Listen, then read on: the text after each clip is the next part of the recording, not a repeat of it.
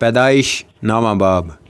اور خدا نے نوح اور اس کے بیٹوں کو برکت دی اور ان کو کہا کہ بارور ہو اور بڑھو اور زمین کو معمور کرو، اور زمین کے کل جانداروں اور ہوا کے کل پرندوں پر تمہاری دہشت اور تمہارا رعب ہوگا، یہ اور تمام کیڑے جن سے زمین بڑی پڑی ہے، اور سمندر کی کل مچھلیاں تمہارے ہاتھ میں کی گئیں۔ ہر چلتا پھرتا جاندار تمہارے کھانے کو ہوگا، ہری سبزی کی طرح میں نے سب کا سب تم کو دے دیا، مگر تم گوشت کے ساتھ خون کو جو اس کی جان ہے نہ کھانا۔ میں تمہارے خون کا بدلہ ضرور لوں گا، ہر جانور سے اس کا بدلہ لوں گا، آدمی کی جان کا بدلہ آدمی سے اور اس کے بھائی بند سے لوں گا۔ جو آدمی کا خون کرے اس کا خون آدمی سے ہوگا، کیونکہ خدا نے انسان کو اپنی صورت پر بنایا ہے۔ اور تم بارور ہو اور بڑھو اور زمین پر خوب اپنی نسل بڑھاؤ اور بہت زیادہ ہو جاؤ۔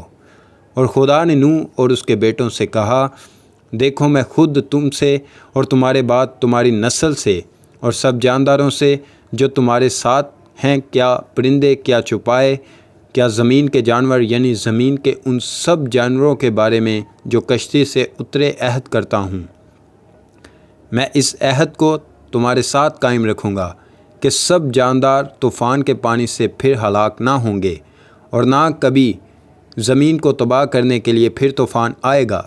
اور خدا نے کہا کہ جو عہد میں اپنے اور تمہارے درمیان اور سب جانداروں کے درمیان جو تمہارے ساتھ ہیں پشت در پشت ہمیشہ کے لیے کرتا ہوں، اس کا نشان یہ ہے کہ میں اپنی کمان کو بادل میں رکھتا ہوں، وہ میرے اور زمین کے درمیان عہد کا نشان ہوگی۔ اور ایسا ہوگا کہ جب میں زمین پر بادل لاؤں گا تو میری کمان بادل میں دکھائی دے گی، اور میں اپنے عہد کو جو میرے اور تمہارے اور ہر طرح کے جاندار کے درمیان ہے یاد کروں گا، اور تمام جانداروں کی ہلاکت کے لیے پانی کا طوفان پھر نہ ہوگا، اور کمان بادل میں ہوگی، اور میں اس پر نگاہ کروں گا تاکہ اس ابدی عہد کو یاد کروں جو خدا کے اور زمین کے سب طرح کے جاندار کے درمیان ہے۔ پس خدا نے نوح سے کہا کہ یہ اس عہد کا نشان ہے جو میں اپنے اور زمین کے کل جانداروں کے درمیان قائم کرتا ہوں۔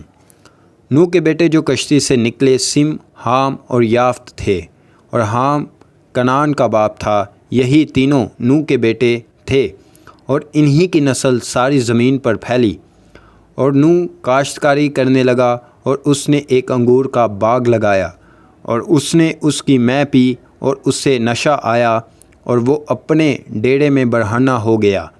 اور کنعان کے باپ حام نے اپنے باپ کو برہنہ دیکھا اور اپنے دونوں بھائیوں کو باہر آ کر خبر دی۔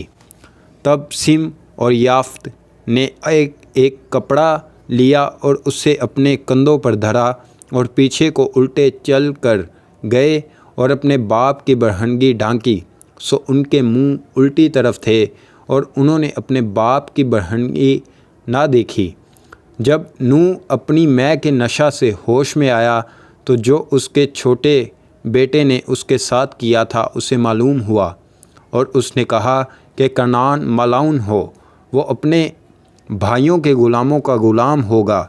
پھر کہا، خداوند سم کا خدا مبارک ہو، اور کنعان سم کا غلام ہو۔